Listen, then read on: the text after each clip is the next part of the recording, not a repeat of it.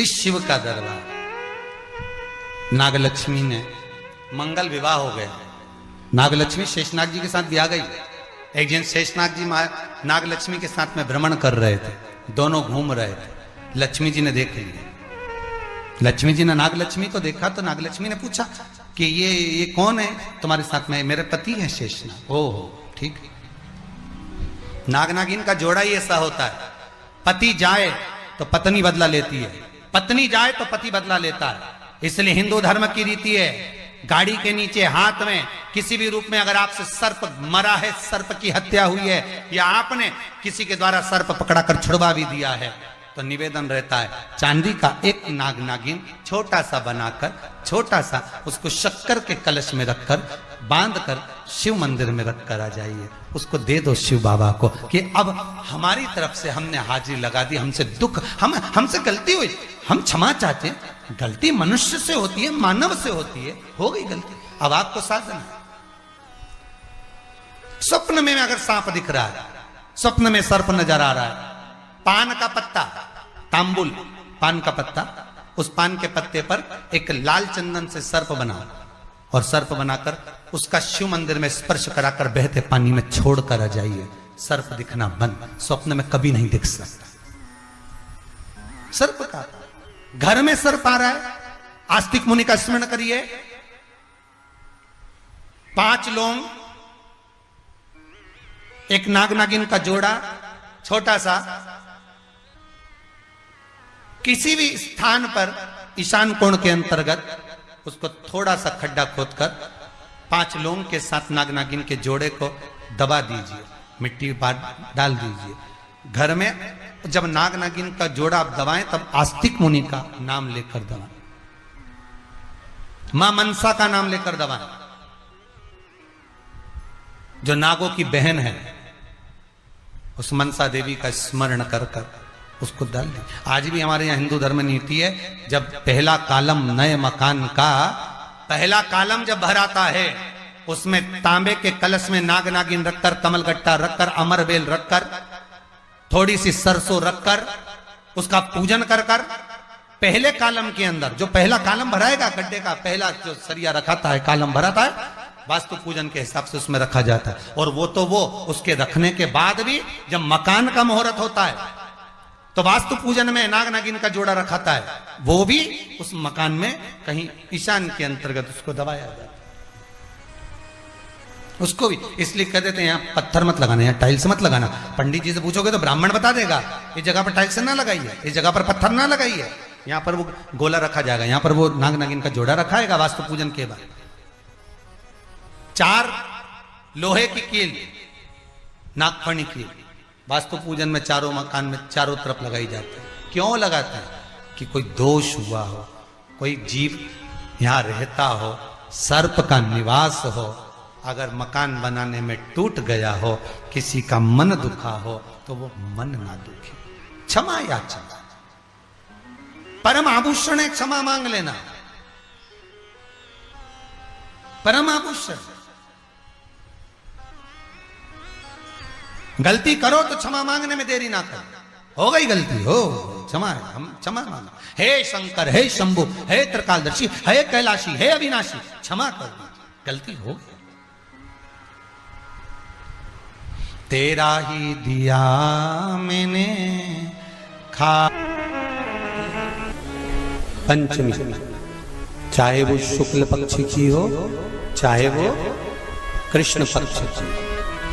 श्रावण महीने की पंचमी के दिन शंकर भगवान पर जिस जिस परिवार के व्यक्ति का कांवड़ जल हमने बताया है आपको, जरूरी नहीं है कि डंडा बांधकर 2 कावड़ के जल के लोटे लेकर जाओ, आप अपने हाथ में भी 2 पात्र लेकर जा सकते हैं।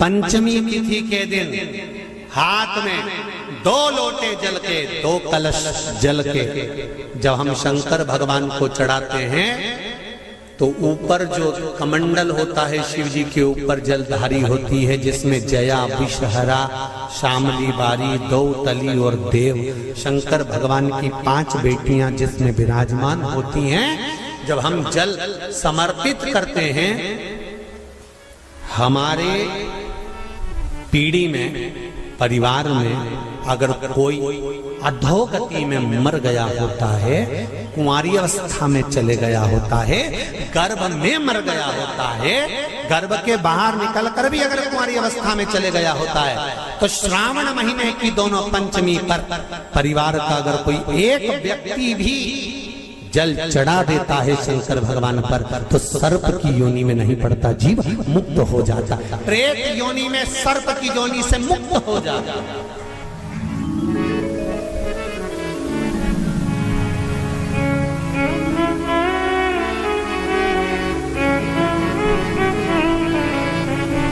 महाराज, हमारे यहाँ सांपों की पूजन कौन से दिन होती है, कौन सी तिथि में करते हैं? जम के बोलो जरा। नाग पंचमी। नाग पंचमी का मतलब क्या है? सांपों की पूजन करो। नाग पंचमी का मतलब होता है शंकर जी के मंदिर में जाकर एक लोटा जल समर्पित कर दो। उसका कारण क्या है कि हमारे परिवार में, हमारे कुटुंब में कोई कुटुंब में, परिवार में कोई 7 पीढ़ी के अंतर्गत भी अगर कोई जीव तड़प रहा होता है, पड़ा हुआ होता है, उसकी मुक्ति नहीं होती है, तो पंचमी का चढ़ा हुआ जल उस जीव को प्राप्त हो जाता है और वो जीव तर जाता है, उसका फिर जन्म नहीं होता, वो तर। इसको मुक्तता का।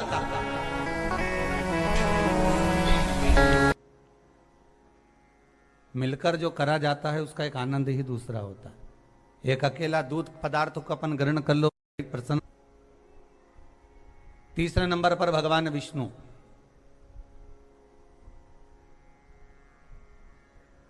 चौथे नंबर पर सूर्य नारायण भगवान भास्कर देव, और 5वें नंबर पर है मां दुर्गा भवानी। शिव पंचायत में ये 5 हैं। आपके नगर में, आपके गांव में, आपके शहर में भगवान शंकर के परिवार का तो मंदिर होगा।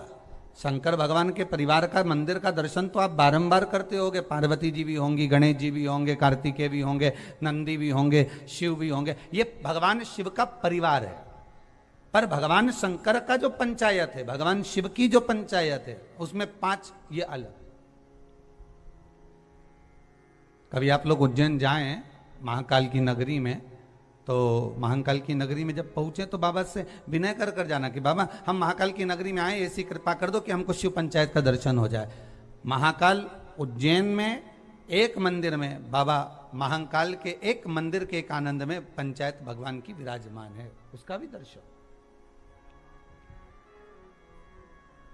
जैसे दूध का कर्म अलग है, दही का कर्म अलग है, घृत का कर्म अलग है, शक्कर का कर्म अलग है,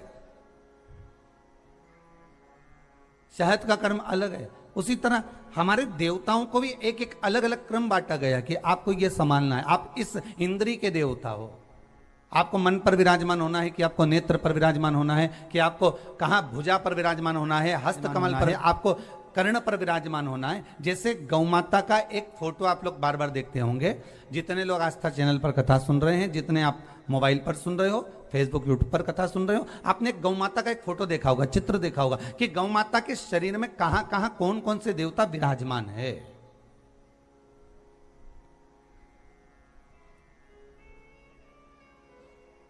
गौ माता के शरीर में कहां कहां कौन से देवता बैठे हुए हैं, ये आपने दर्शन करा होगा एक चित्र के अंदर, एक गौ माता के एक चित्र के अंदर। उसी तरह केवल गौ माता में नहीं, केवल एक अकेले गौ माता में नहीं, यहां तो शिव महापुराण की कथा कहती है, स्कंद पुराण कहती है, अग्नि पुराण कहती है, नारद पुराण कहती है कि भगवान जब मनुष्य को जन्म दिया, मनु और शत्रुपा का जब प्रकट हुआ, तो मनु शत्रुपा के उस संपूर्ण श्री विग्रह में एक एक इंद्रियों में, एक एक स्थान पर स्वयं भगवान भी विराजमान।